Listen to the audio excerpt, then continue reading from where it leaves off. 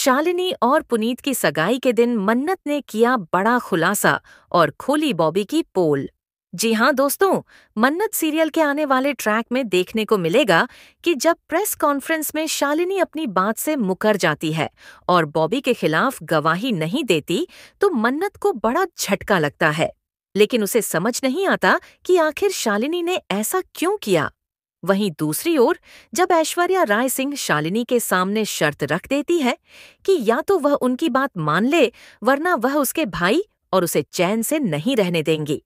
इसके साथ ही अगर शालिनी बॉबी के खिलाफ गवाही नहीं देती, तो उसकी शादी सल्यूजा फैमिली में ही करवा दी जाएगी। इसके बाद ऐश्वर्या राय सिंह पूरी मीडिया के सामने पुनीत और शालिनी की शादी की घोषणा कर देती है, जिसे सुनकर मन्नत और शालिनी दोनों के होश उड़ जाते हैं, लेकिन वह दोनों कुछ भी नहीं कर पाती। इसके बाद जब शालिनी और पुनीत की सगाई होती है, तो मन्नत बॉबी के खिलाफ सबूत लेकर सामने आती है।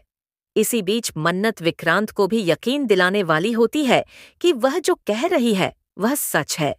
जब पुनीत को इस बात का पूरा सच पता चलता है, तो वह अंदर से टूट जाता है और बॉबी पर बेहद नाराज हो जाता है। उसे समझ नहीं आता कि उसके पिता इतनी नीच हरकत कैसे कर सकते हैं और उनकी वजह से आज उसका पूरा परिवार इतनी बड़ी मुसीबत में फंस गया है। इसलिए वह गुस्से में बॉबी से कहता है, मुझे यकीन नहीं हो रहा कि आप ही असली गुनहगार निकले। मैंने आपके लिए लड़ाई लड़ी, यहाँ तक कि मैं शालिनी से शादी करने के लिए भी तैयार हो गया, लेकिन आपने मेरा विश्वास तोड़ दिया। वहीं दूसरी ओर मन्नत पुनीत को समझाती है कि इसमें तुम्हारी कोई गलती नहीं है, क्योंकि एक बेटे का फर्ज होता है अपने पिता का साथ देना। लेकिन अब जब सच सामने आ गया है, तो तुम्हें भी सही का साथ देना चाहिए।